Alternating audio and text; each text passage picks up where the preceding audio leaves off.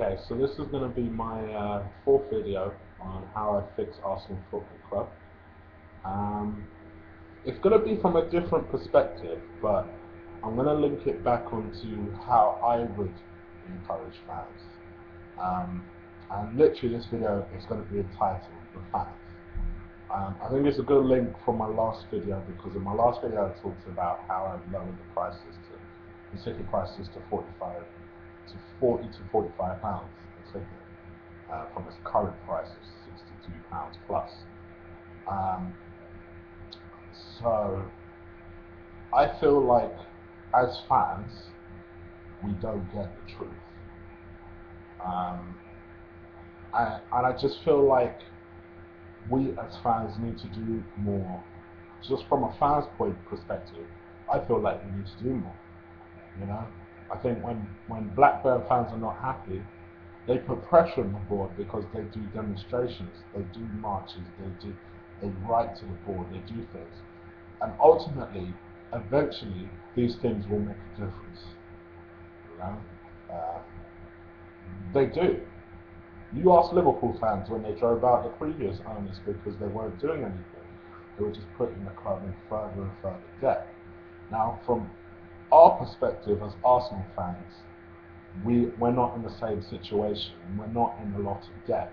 From a club standpoint, we're in a very good position. But we know as fans that statistics can often shade and cover the cracks. Currently, as I make this video on January the 24th, 2013, as a football club, we have we should have had 5 players at least come in. Realistically, because it's Arsenal, 3 players come in. Me personally, I'm not necessarily asking for the biggest names. Just people that are necessary for us to improve our currently position, which as it stands, as I talk today, we're 6th, 4 points behind Tottenham, who are 4th. You see, for anyone who's watching this, we've become so mediocre that at the moment our goal is merely to make those Champions League spots. And we are 4 points away from doing that. Against to our biggest local and arch rivals, Tottenham, who are 4 points ahead of us, and as far as I can tell, are only improving. For some ridiculous reason, every single time we have an opportunity to buy a player, we will murmur, we will deliberate, we will think, we will go and, well, maybe they could be on our transfer list, yes, you could possibly be a target. A couple of weeks later, that player signed for another club. In the last 3 days, we've been linked with 3 players, 2 of which went to Newcastle United, 1 of which is on his way to Man United, in Wilfried Zaha. Wenger has come out on at least 2 of those players and commented on the fact that he's liked those players, he's interested in signing those players. If you're so interested in signing those players, why are they going to a different club? Just one of many things that baffle me about the way things are done.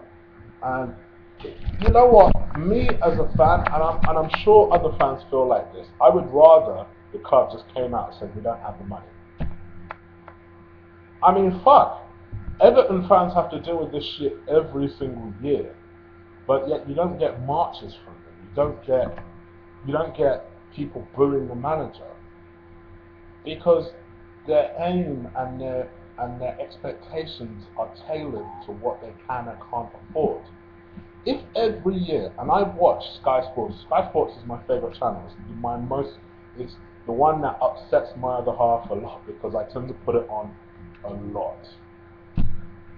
But just for the sheer hope that I'll see that sexy sports presenter, Natalie Sawyer.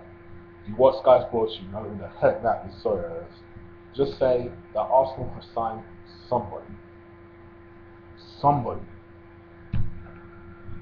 And every day I get upset because nothing happens. 24 days of the transfer window's open. For anyone who doesn't know what a transfer window is, it allows us to be able to buy players mid-season. 24 days. We have 7 days left to buy players. As things stand, there is no hope of that happening. We won 5-1 last night. That's going to cover the cap. That's going to be enough for Wenger to say we don't need anyone. That's the way he operates. I personally, I think as fans, we need to do more to put pressure on this stubborn, outdated thinking. But how would I fix that? How would I stop disgruntled fans like myself coming on here to influence people potentially on breaking any disharmony I think is happening in the club? See, if I was in charge of Arsenal right now, I'd be honest. I'd go there and analyse the state of the club's affairs. If I know that it's more important from a club standpoint that we pay off that stadium as quickly as possible, then I know that we can't invest in players. I'm not going to have Ivan the fraud come out every 2-3 months when we make a little murmurings here and there. And past players are our mouthpiece and they make a few murmurings here and there. And Ivan the fraud comes out and says, we will compete with the biggest clubs in the world within 2-3 years. Mind you, he said this 2-3 years ago.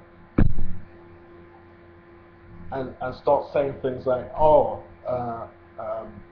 if we wanted, we could spend 30 to 40 million on a player. We don't even spend 5 to 6 anymore on a player. Anyone who's anyone knows Arsenal need at least a striker and a defender. Now you can make cases for a goalkeeper, you can make cases for another defender, you can make cases for at least 2 strikers. You could make a very strong case for a defensive midfielder, but at the very least, a defender and a striker. To this day, we've not bought anybody, and with 24 days, that transfer window is over. I know what I'd appreciate is someone before the transfer window, someone from the board saying, Arsenal has no money to spend, we need to consolidate, we're close to paying off the stadium. I would appreciate it because I wouldn't get my hopes up. I don't want Ivan the fraud to come out and start talking about how we have X, Y, Z money to spend. Because it's clear that we don't. Why are you lying to us? Why are you treating us like idiots? I'm educated. I can see when someone's lying to me. And that's just why you'll never see in any of these video series that, Arsene Wenger should be fired. And that's part of how I fix Arsenal. No. I think he takes all the flack for what the board won't let him do. And that's why, to the board, he's untouchable. You're not going to get rid of someone who's protecting you. You're not going to do it. So for me, I'd be honest with the fans. We can take it. We suffered for 8 years without any trophy or any prospect of a trophy. But all we want as Arsenal fans is for honesty and not to be charged £62 on the basis of lies. So again, very simple, pretty similar to my previous video on how I would charge less for fans. I'd also be honest. Be honest to fans. What is our real expectation in each transfer window? What is our real aim when we go into a season?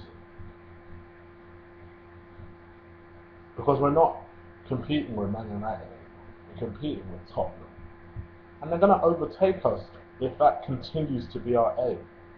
Because at least Tottenham invest in their squad, and they do it economically as well. you're gonna see me get real passionate in the next one, because this one is gonna be a popular video. In my next video on my 10 steps to how I fix Arsenal Football Club, and that is players' contracts. So stay tuned to that one. I'm gonna love you and leave you. Comment, like, and subscribe this video. Take care. Peace.